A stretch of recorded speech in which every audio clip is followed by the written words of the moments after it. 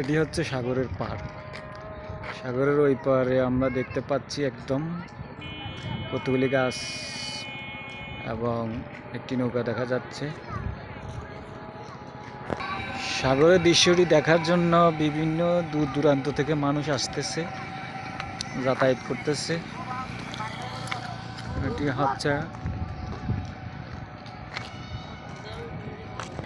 একটি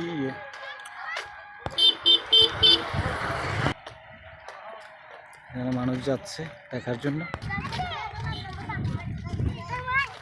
নামার রাস্তা, এখন যাচ্ছি বিচের দিকে। ওখানে কল্পলতা আবাসিকে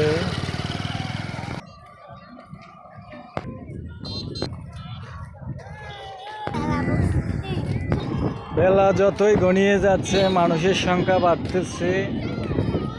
ঈদের ছুটি পেয়ে মানুষ এই পর্যটক এলাকায় এসে আনন্দ উপভোগ করতেছে। এখানে অনেকজনে অনেক রকমের খাবার বিক্রি করতেছে।